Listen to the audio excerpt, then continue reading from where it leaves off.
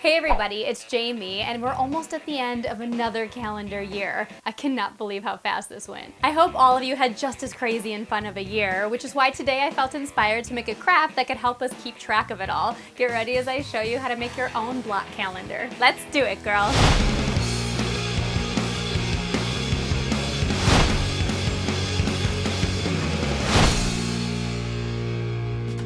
Okay, so in order to make your own block calendar, you'll need a cutting tool, a ruler and writing utensil, cardstock, adhesive from craft glue to double-sided tape, 2 identical square tissue boxes, and 1 long rectangular tissue box. Now, instead of tissue boxes, you could also substitute for blocks of wood or styrofoam and so on. I just think tissue boxes are super low budge. And with winter in full effect, you probably have a bunch lying around the house anyway.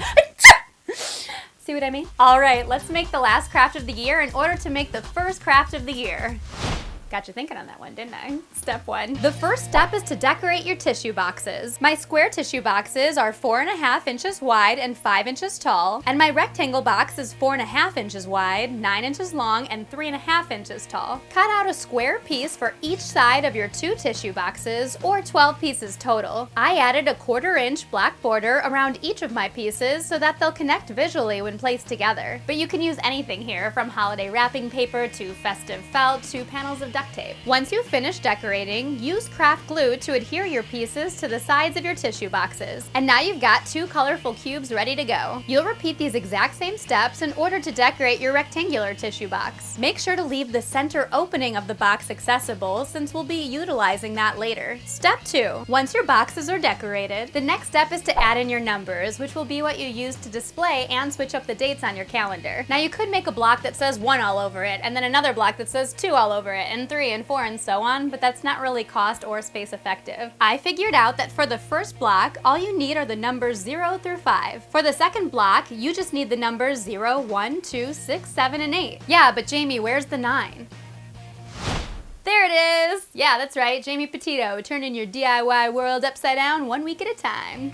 Feel free to draw out your numbers by hand or print them out from the computer. I traced out my numbers onto plain cardstock before cutting them all out with my scissors. Once you have all of your numbers, glue each one onto each side of your respective square boxes. So here they are, 0, 1, 2, 3, 4, 5 on this one, and 0, 1, 2, 7, 8, 6, or 9 on this one. Step 3. Now, it's easy to flip these cubes around to make up the days of the year, but it's not as easy to flip this oblong box around to work as the months, especially since there's 6 sides on a box and 12 months in the year. Instead, trace out the front of your tissue box. Divide this rectangle into 4 equal sections, then cut it out using your scissors. I again outlined mine in black for consistency. And now you have a panel to place your month on. Create 12 identical pieces for each month. Then, just as you did with the numbers on your boxes, draw, trace, or print out the months of the year. Step 4. Once you've formed your month pieces, it's time to connect them to your box. I cut 4 tiny corner slits into the front of my box. That way I can simply slip each month's rectangle into the openings in order to lock it in place. You could also place a magnetic strip to the front of your box as well as to each of your month pieces, so that way all you have to do is snap them on and off. Or for a quick fix, double-sided tape will work just fine here too. As for the extra 11 months that you're not using, simply hide them in the center opening of your tissue box until needed. To make sure I had less pieces to work with, I actually glued 2 months back to back. That way, not only do I just have 6 pieces to keep track of instead of 12, but I can easily flip 1 month to the next in a matter of seconds. Step 5. The final step is to assemble your calendar. Make sure your rectangular box faces forward with the correct month. Then stack on your 2 numbered boxes side by side before adjusting the numbers to display the correct date. When the day changes, simply flip your box accordingly to the new date. And there you go, your block calendar is ready for a new year. Now, I've shown you just one way to make a block calendar, but I'll leave the personal touches up to you. Like, instead of using cardstock, you could use chalkboard paint, so that way you can handwrite in all of your numbers. Or instead of placing months on your rectangular box, write something like days until my birthday, so your cube numbers transform into a countdown clock. You could even make a little fort with whatever material you have to surround your calendar, so that way your blocks stay locked in place. No matter what you decide, definitely make it a date to make some dates.